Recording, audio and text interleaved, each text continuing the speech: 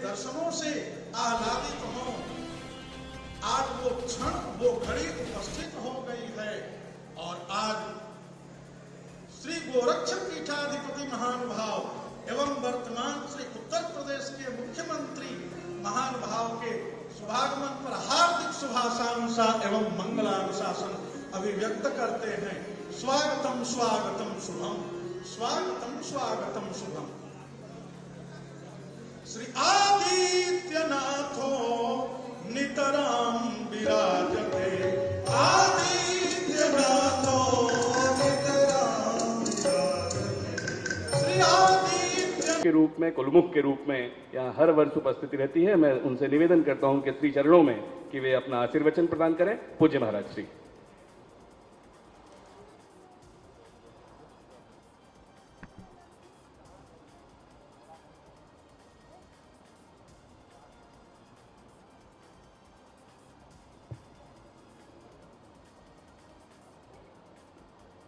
परम भागवत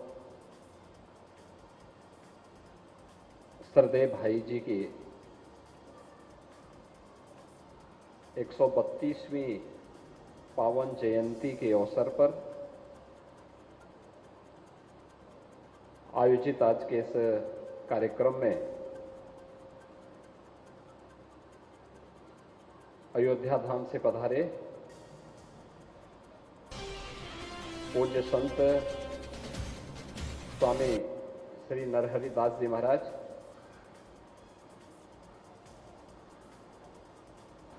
इंदिरा गांधी राष्ट्रीय कला केंद्र भारत सरकार के सदस्य सचिव प्रोफेसर सच्चिदानंद जोशी जी, अखिल भारतीय इतिहास संकलन योजना के राष्ट्रीय संगठन सचिव डॉक्टर बाल मुकुंद पांडे जी, भारतीय इतिहास अनुसंधान परिषद नई दिल्ली के निदेशक डॉक्टर ओम जी उपाध्याय, न्यासी श्री हनुमान प्रसाद पोद्दार स्मारक समिति के विष्णु प्रसाद अजीत सबिया जी, जी, सचिव उमेश कुमार सिंघानिया जी,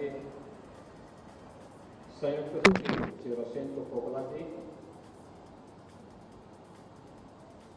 आज के इस भावांजलि कार्यक्रम में यहाँ पर उपस्थित सरदेव भाई जी के प्रति श्रद्धा का भाव रखने वाले, गीता वाटिका के प्रति और राधा बाबा के प्रति श्रद्धा का भाव रखने वाले सभी उपस्थित श्रद्धालुजन, उपस्थित बहनों और भाइयों, मैं सबसे पहले सरदेव भाई जी की 132वीं पावन जयंती के अवसर पर प्रदेश सरकार की ओर से भी और प्रदेशवासियों की ओर से भी सनातन धर्म के साहित्य के प्रति उनकी साधना और उनकी सेवा के लिए उनकी स्मृतियों को नमन करते हुए उन्हें विनम्र श्रद्धांजलि अर्पित करता हूं। सरदेव भाई जी की जब बात आती है तो भारत के धार्मिक और आध्यात्मिक जगत की कोई भी ऐसा कार्य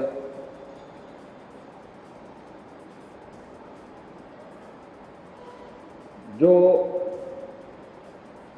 गत सदी में कम से कम 70 वर्षों के एक लंबे कालखंड का अगर हम अनुभव करें,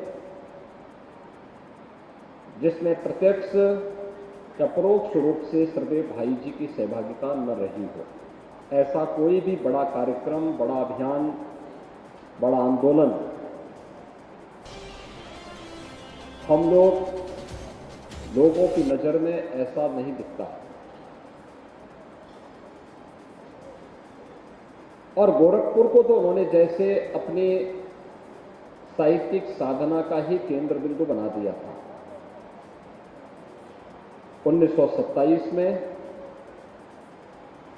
कल्याण पत्रिका का गोरखपुर से प्रकाशन होना,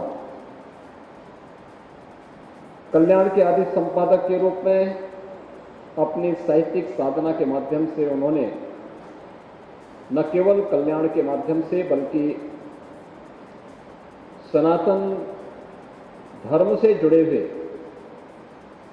सभी वैदिक साहित्य को, पौराणिक साहित्य को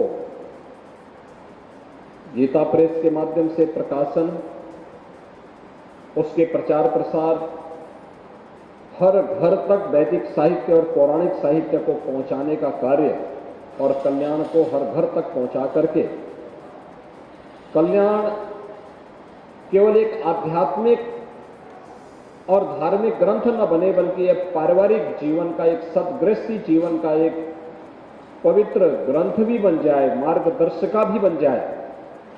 यह मुझे लगता है कि गत शताब्दी में सनातन हिंदू धर्म के प्रति अनुराग का भाव और श्रद्धा का भाव रखने वाला कोई भी सनातन हिंदू धर्मावलंबी ऐसा नहीं रहा होगा जिसने कल्याण पत्रिका को अपने घर में न बुलाया हो, अपने घर में न मंगाया हो और जिसके घर में कल्याण जैसी पत्रिका न आती रही हो। और अगर इसका श्रेय किसी को जाता है तो यह सरदेव भाई जी की साहित्यिक साधना को जाता है। साधना का एक पक्ष होता है कि जिस भाव में रह करके वो साधना की जाती है उसके परिणाम भी उसी भाव के प्राप्त होते हैं। और लोक कल्याण का जो भाव था, राष्ट्र कल्याण का जो भाव सरदेव भाई जी के अंदर था, वह पग पग पर हम सबको दिखाई देता है। राष्ट्रीय आंदोलन रहे हों, सरदेव भाई जी ने देश की आजादी की लड़ाई में भी बढ़ चढ़ करके भाग लिया। ब्रिटिशर ने उन्हें यातना दी, उन्हें इसके बारे में प्रताड़ित भी किया। हर तरीके से कल्याण की पत्रिकाओं को उन्होंने जब्त भी किया, उनके मार्ग में बाधक भी बने। लेकिन अपने समय के भारत के स्वाधीनता आंदोलन का कोई भी ऐसा प्रमुख नेता या कोई भी ऐसा प्रमुख क्रांतिकारी नहीं था जिनके संपर्क में सरदेव भाई जी न रहे हो, उनकी गतिविधियों में बढ़ चढ़ करके भागीदार न बने हो। आजादी की लड़ाई में और साहित्य साधना के माध्यम से इस अभियान को आगे बढ़ाना है, इस ध्येय के साथ वे भी निरंतर कार्यरत रहे। बहनों और भाइयों, आज जब हम सरदेव भाई जी का स्मरण कर रहे हैं, हम सबको इस बात को ध्यान में रखना होगा, जीवन केवल जीने के लिए नहीं बनता है। मनुष्य जीवन का और ईश्वर का सर्वश्रेष्ठ कृत्य अगर है, एक बड़े लक्ष्य को ध्यान में रख करके व्यक्ति अगर प्रयास करता है, उसके अनुरूप आचरण करता है, अपने व्यक्तित्व को उसके अनुरूप ढालने का प्रयास करता है, तो उसके परिणाम भी उसी रूप में हमें मिलते हुए दिखाई देते हैं। आजादी की लड़ाई के उपरांत भारत को कैसा बनना चाहिए, उस समय फिर उनकी लेखनी जिस संस्कार युक्त परिवारों को, सद्गृहस्थों की परंपरा को आगे बढ़ाने के लिए उनकी लेखनी की धार को उसके माध्यम से हम कल्याण के माध्यम से आज भी देख सकते हैं। उनके द्वारा जो साहित्य सृजन किया गया है, उनके माध्यम से भी हम सबको देखने को मिलता है। और साहित्य साधना की एक लंबी श्रृंखला उन्होंने गीता प्रेस के माध्यम से की। गीता प्रेस आज भारत का ही नहीं बल्कि दुनिया का सनातन धर्म का साहित्यिक प्रचार प्रसार का सबसे बड़ा केंद्र बनकर के उभरा है। इसके पीछे का कारण है सरदेव भाई जी की साधना। सरदेव भाई जी ने उस कालखंड में जो नींव रखी, जिस प्रकार की साधना को उन्होंने आगे बढ़ाया था, उसका परिणाम हम सबके सामने देखने को मिला जब गत वर्ष गीता प्रेस की स्थापना की शताब्दी महोत्सव के कार्यक्रम चल रहे थे। गीता प्रेस ट्रस्टी बोर्ड से जुड़े हुए लोग मेरे पास आए थे 2022 में। उन्होंने मुझसे कहा कि गीता प्रेस के शताब्दी महोत्सव के कार्यक्रम होने हैं, इसका उद्घाटन का कार्यक्रम। मैंने कहा भी ये सब बोलने से नहीं काम चलने वाला। यह कार्यक्रम हमारे लिए बहुत मायने रखता है। गीता प्रेस जैसी संस्था के 100 साल पूरे हो रहे हो, एक सामान्य नहीं असामान्य घटना है। और असामान्य घटना के लिए असामान्य कार्यक्रम हमें बनाने चाहिए। असामान्य कार्यक्रम कैसे हो? तो मैंने कहा देखो, इसमें हमारा प्रयास हो कि भारत के शीर्ष संवैधानिक प्रमुखों को इस अवसर पर बुलाया जाए। वर्ष भर अलग अलग प्रकार की गोष्ठियां हो, भारत के वैदिक साहित्य पर, भारत के पौराणिक साहित्य पर, भारत के उपनिषदों पर, भारत के शास्त्रों पर एक नए चिंतन को आगे बढ़ाने की शुरुआत की जानी चाहिए। भारत का जो वैदिक साहित्य आज हम सबको देखने को मिलता है, श्रवण परंपरा से आज जिस ग्रंथों के माध्यम से हम सबके सामने सुलभ है, आखिर यह भी किसी चिंतन की देन है, भारत की ऋषि परंपरा की देन है। अगर उन ऋषियों ने इस चिंतन को आगे नहीं बढ़ाया होता, श्रवण परंपरा के साथ ही जुड़ा होता, यह देश गुलाम हुआ होता, गुलामी के बाद पूरी परंपरा नष्ट हो गई होती, सारी चीजें हमारी समाप्त हो गई होती। आत्म विस्मृति का अभाव जो आज हम सबको देखने को मिलता है, आत्म गौरव का अभाव जो आज हर एक पक्ष में तिरोहित होता हुआ दिखाई देता है, यह हमें उस कालखंड में भी दिखाई दिया होता अगर हमारे पास वैदिक साहित्य इतना उत्कृष्ट कोटि का नहीं होता। तो हमने बाद में गुलामी के कालखंड में जब हम लोग अपनी आत्मविस्मृति के दौर से गुजर रहे थे, उस कालखंड में भारत की वैदिक साहित्य को लेकर के दुनिया के अनेक देशों ने अनेक शोध किए, अनेक उपलब्धियां हासिल की।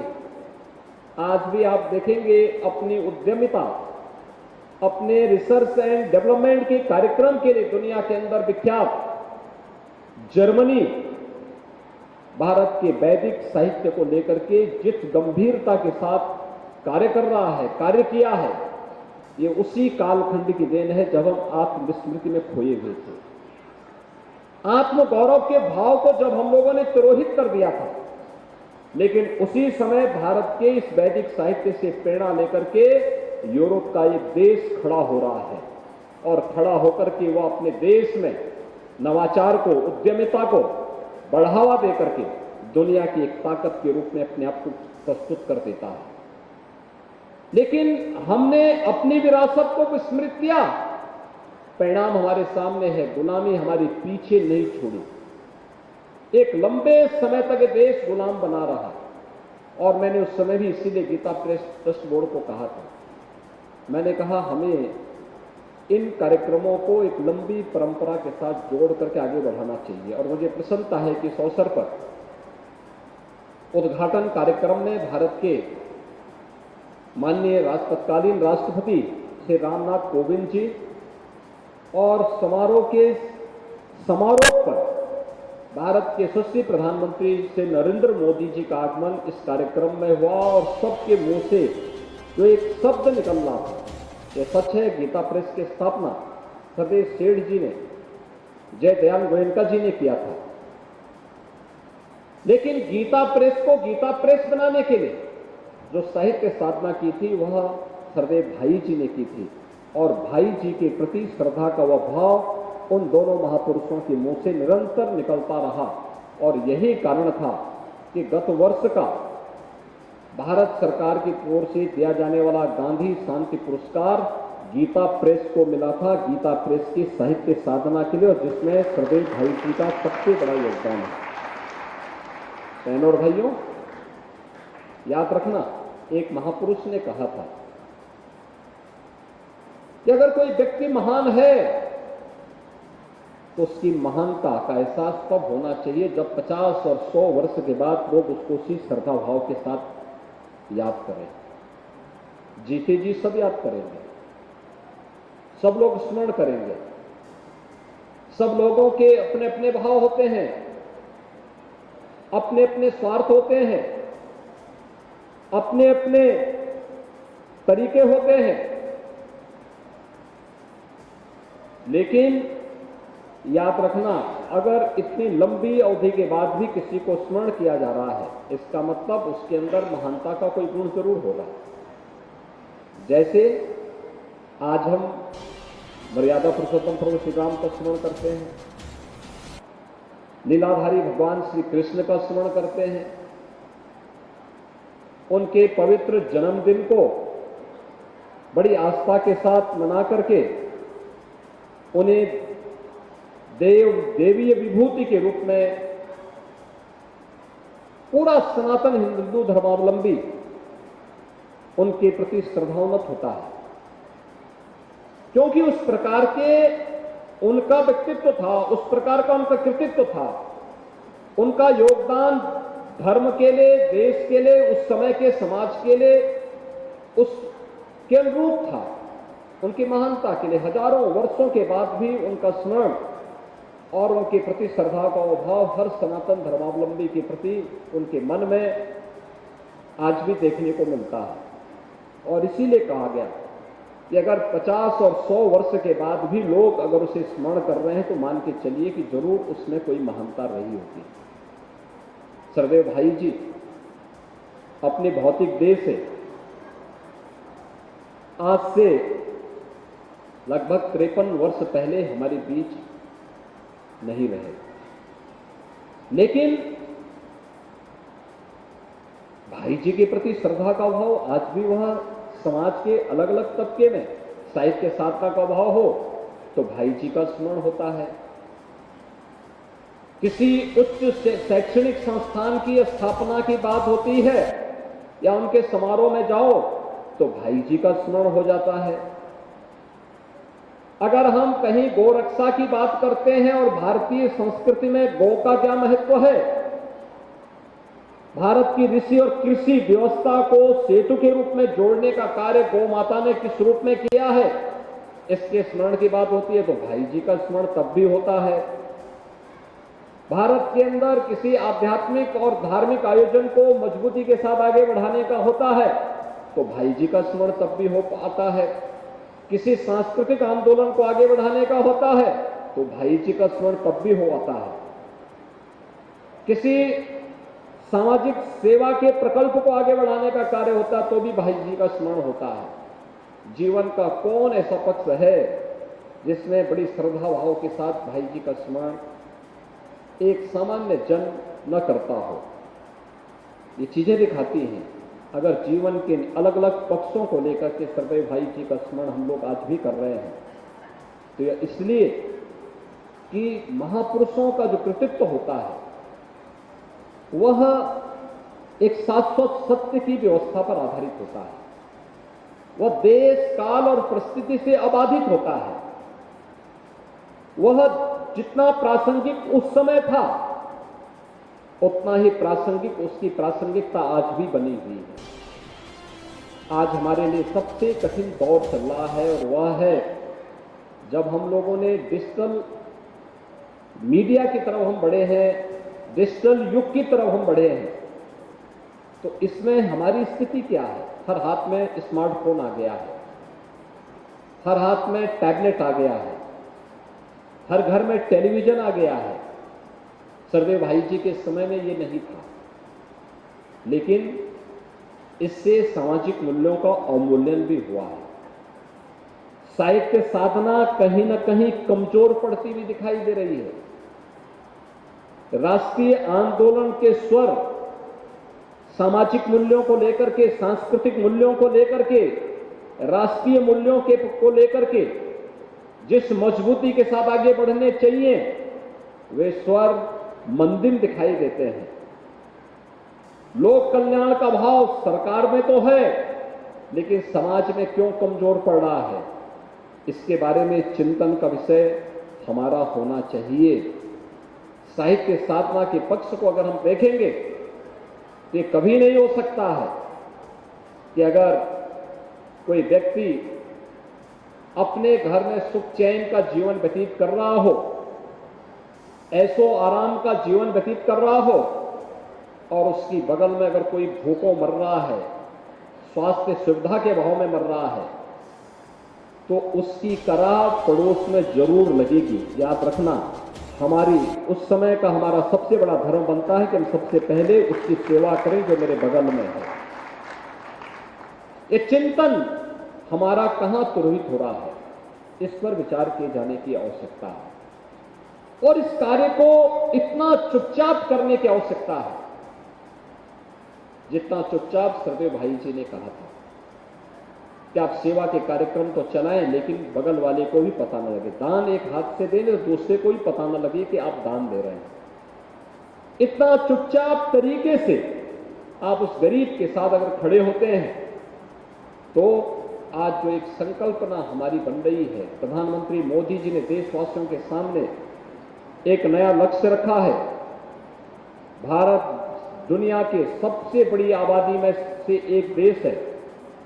उन स्थितियों में बड़ा लक्ष्य भी देशवासियों के सामने होना चाहिए कि 2047 में भारत को दुनिया की विकसित देश की श्रेणी में खड़ा करना है। भारत के पास उस प्रकार की संभावना है, उस प्रकार का परिस्थितियां भारत के सामने हैं।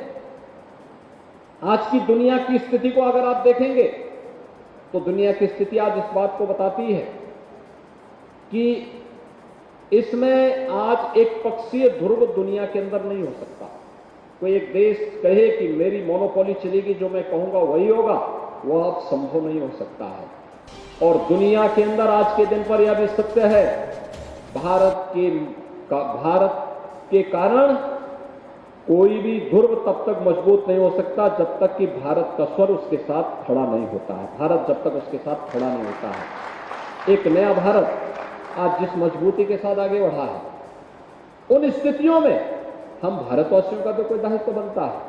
हमारे कुछ राष्ट्रीय दायित्व होंगे, हमारे कुछ साहित्यिक, हमारे कुछ सामाजिक दायित्व भी होंगे, हमारे अपनी विरासत के प्रति भी कुछ दायित्व होंगे और अपने अपने कर्म क्षेत्र के लिए भी हमारे कुछ दायित्व होंगे।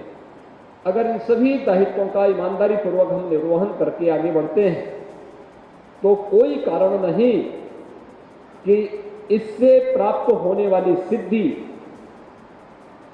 की सबसे ज्यादा संतुष्टि अगर किसी एक महापुरुषों में होगी तो वह सरदेव भाई जी जैसे महापुरुषों को होगी, जिन्होंने अपना पूरा जीवन इस क्षेत्र के लिए समर्पित किया था। उन्हें भी लगेगा कि हाँ, इस पक्ष को छोड़ करके धार्मिक क्षेत्र का है या आध्यात्मिक क्षेत्र का है, ये सामाजिक क्षेत्र का है, ये राष्ट्रीय क्षेत्र का है, इस व्यक्ति के द्वारा इस क्षेत्र में ये योगदान देना, इसके कारण समाज के कल्याण का मार्ग प्रशस्त होता है, लोक कल्याण का मार्ग प्रशस्त होता है, राष्ट्र कल्याण का मार्ग प्रशस्त होता है। और वह भाव सरदेव भाई जी ने अपने जीवन में सदैव, उन्होंने न केवल उसको अपने जीवन में उतारने का कार्य किया बल्कि उसके अनुरूप तत्कालीन समाज को चलाने की भी प्रेरणा प्रदान की। और मुझे प्रसन्नता है कि सरदेव भाई जी की स्मृति में हनुमान प्रसाद पोद्दार स्मारक समिति सरदेव भाई जी के इन मूल्यों को, इन विचारों को न केवल इस प्रकार के प्रवचन और कथा प्रसंगों के माध्यम से बल्कि उनकी साहित्य साधना को आगे बढ़ाने को लेकर के, शिक्षा के क्षेत्र को आगे बढ़ाने को लेकर के, श्री हनुमान प्रसाद पोद्दार कैंसर हॉस्पिटल के उन्नयन और उससे होने वाले सेवा के प्रकल्प के माध्यम से और सरदेव भाई जी की स्मृतियों को अनेक रचनात्मक कार्यक्रमों के माध्यम से आगे बढ़ाने का कार्य कर रहा है। आज जब 132वीं जन्म जयंती के अवसर पर हम सरदेव भाई जी का स्मरण कर रहे हैं, सरदेव भाई जी का जीवन लोक कल्याण के लिए, राष्ट्र कल्याण के लिए, सनातन धर्म के मूल्यों को अभिवृद्धि करने के लिए समर्पित था। आज के इस अवसर पर सर्वे भाई जी की स्मृतियों को, जो इन्होंने जीवन के प्रत्येक पक्ष को छू करके तत्कालीन समाज का मार्गदर्शन किया था, इसके लिए उनकी स्मृतियों को एक बार पुनः कोटि कोटि नमन करता हूं, उनके प्रति विनम्र श्रद्धांजलि अर्पित करता हूं। सरदेव भाई जी के साथ साथ सरदेव राधा बाबा, जो जब गीता वाटिका की बात होती है तो दो शरीर थे लेकिन एक आत्मा के रूप में दोनों एक दूसरे के पास निवास करते थे। उनकी स्मृतियों को भी नमन करते हुए आप सबके प्रति मैं अपनी शुभकामनाएं देता हूं और विश्वास करता हूं कि अगर हम कुछ भी किसी एक पक्ष को लेकर के सरदेव भाई जी के उस विराट व्यक्तित्व से प्रेरित होकर के कुछ भी अंगीकार कर पाएंगे, न केवल हमारा जीवन बेहतर होगा बल्कि हम समाज और राष्ट्र के लिए कुछ करने में अपना योगदान दे पाएंगे। आप सबके प्रति मेरी मंगल में शुभकामनाएं। धन्यवाद। जय हिंद।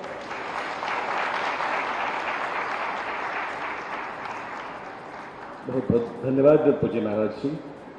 अच्छा,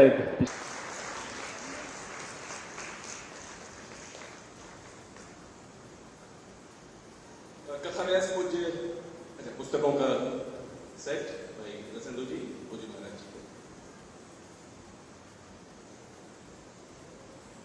कथा व्यास पूज्य नरहरदास जी, जिनकी कथा का श्रवण आप लोग पिछले 8 दिनों से कर रहे हैं, उनको स्मृति चिन्ह देने के लिए मैं आदरणीय श्री उमेश सिंघानिया जी और गोरखपुर के प्रथम नागरिक आदरणीय डॉक्टर मंगलेश श्रीवास्तव जी यहाँ उपस्थित हैं। मैं आप दोनों से निवेदन करता हूँ कि कृपया उनको स्मृति चिन्ह देकर आप उनका आशीर्वाद प्राप्त करें। आदरणीय चाचा जी श्री उमेश सिंघानिया जी और प्रथम नागरिक डॉक्टर मंगलेश जी।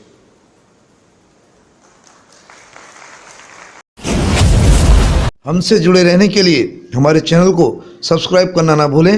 साइड वाला लाल बटन जरूर दबाएं।